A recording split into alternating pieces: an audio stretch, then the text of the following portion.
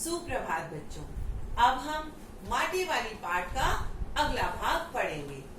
ले, सद्दाबासी साहब कुछ है नहीं अभी, इसे चाय के साथ निगल जा। अब मालकिन ने माटी वाली से कहा कि तुझे देने के लिए कोई सब्जी नहीं है, तो तू जो रोटियां तुझे दी हैं उन्हें चाय के साथ ही खा जा। माटी वाली ने खुले कपड़े के एक छोर से पूरी गोलाई में पकड़कर पीतल का वह गर्म गिलास हाथ में उठा लिया। अपने होठों से गिलास के किनारे को छुआने से पहले शुरू में उसने उसके अंदर रखी गर्म चाय को ठंडा करने के लिए सू सू करके उस पर लंबी लंबी फूंके मारी। तब रोटी के टुकड़ों को चबाते हुए धीरे धीरे चाय सुड़कने लगी, पीने लगी। चाय तो बहुत अच्छा साग हो जाती है ठकुराइन जी। अब वो क्या कह रही है कि जो चाय है वो तो सब्जी का काम कर जाती है। भूख तो अपने आप में एक साग होती है बुढ़िया, भूख मीठी कि भोजन मीठा। इसका अर्थ ये है कि जब हमें भूख लगी है तो जो भी खाना हमें मिल जाए वो बहुत अच्छा लगता है, और जब हमें भूख ना लगी हो तो हमारे सामने कितने भी व्यंजन परोस दिए जाएं वो हमें नहीं अच्छे लगते। तुमने अभी तक पीतल के गिलास संभाल कर रखे हैं, पूरे बाजार में और किसी के घर अब नहीं मिल सकते ये गिलास। अब माटी वाली मालकिन से कह रही है कि पीतल के गिलास तो तुम्हारे ही घर हैं, पूरे बाजार में अब और किसी के घर ये गिलास देखने को नहीं मिलते। इनके खरीदार कई बार हमारे घर के चक्कर काटकर लौट गए। पुरखों की गाड़ी कमाई से हासिल की गई चीजों को हराम के भाव बेचने को मेरा दिल गवाही नहीं देता। अब मालकिन कह रही है कि हमारे जो पुरखे थे, बड़े लोग थे, उन्होंने कितनी मुश्किल से पैसा कमाकर ये सारी चीजें इकट्ठी की हैं, तो इन्हें सस्ते दामों में बेचने का मेरा दिल गवाही नहीं देता। हमें क्या मालूम कैसी तंगी के दिनों में अपनी जीभ पर कोई स्वादिष्ट चटपटी चीज रखने के बजाय मन मसोक कर 2-2 पैसे जमा किए होंगे। अब मालकिन कह रही है कि उन्होंने कैसे पैसों को जमा किया होगा और कैसे ये चीजें बनाई होंगी, इसलिए मेरा इन चीजों को बेचने का मन नहीं करता। और यहाँ जो कहा गया कि भूख मीठी की भोजन मीठा, भूख लगने पर खाना अच्छा लगता है और अगर भूख ना लगी हो तो खाना नहीं भाता। जिनकी हमारे लोगों की नजरों में अब कोई कीमत नहीं रह गई है, बाजार में जाकर पीतल का भाव पूछो जरा, दाम सुनकर दिमाग चकराने लगता है। और ये व्यापारी हमारे घरों से हराम के भाव इकट्ठा कर ले जाते हैं। तमाम बर्तन भांडे बर्तनों को कहा गया है, कांसे के बर्तन भी गायब हो गए हैं सब घरों से। अब यहाँ मालकिन कह रही है कि ये जो पीतल खरीदने वाले हैं ये हमारे घरों से सस्ते दामों में ले जाते हैं और फिर बाजार में महंगे में बेच देते हैं। इतनी लंबी बात नहीं सोचते बाकी लोग। अब जिस घर में जाओ वहाँ या तो स्टील के भांडे दिखाई देते हैं या फिर कांच और चीनी मिट्टी के। अपनी चीज का मोह बहुत बुरा होता है। मैं तो सोचकर पागल हो जाती हूँ कि अब इस उम्र में इस शहर को छोड़कर हम जाएंगे कहाँ। अब पहले तो चर्चा बर्तनों पर हो रही थी, अब चर्चा हो रही है उन दोनों में, मालकिन में और माटी वाली में, कि अब इस समय इस शहर को छोड़कर इस उम्र में हम लोग कहाँ जाएंगे।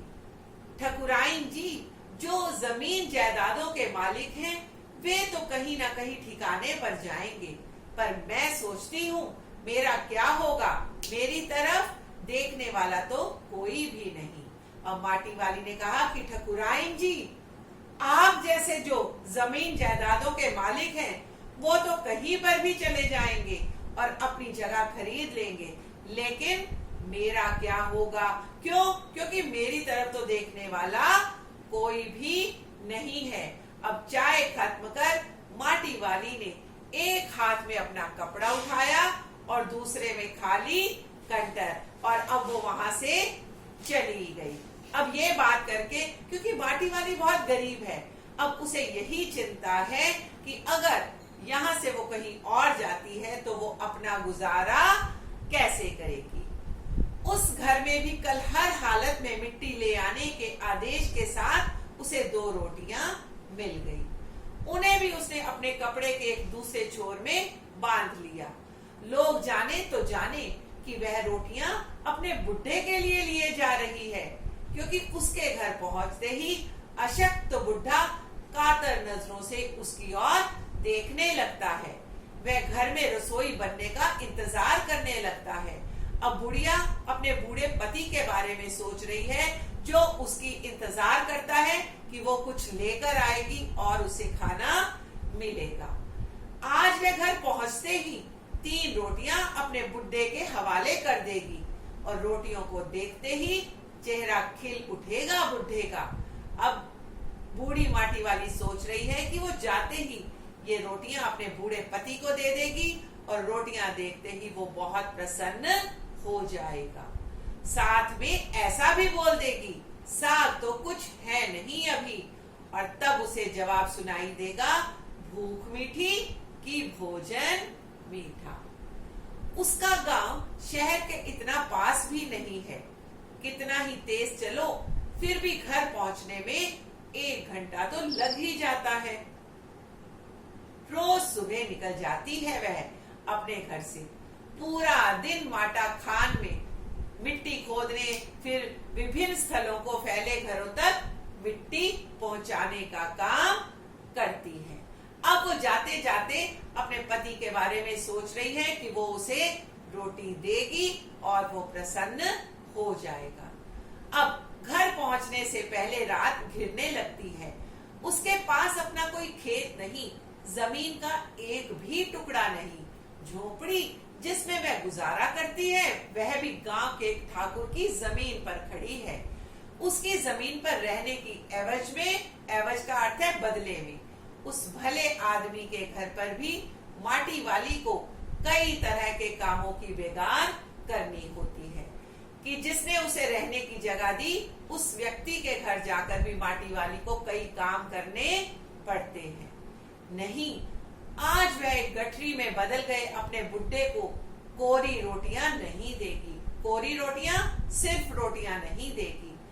माटी बेचने से हुई आमदनी से उसने 1 पाव प्याज खरीद लिया और प्याज को कूटकर वह उन्हें जल्दी जल्दी तल देगी।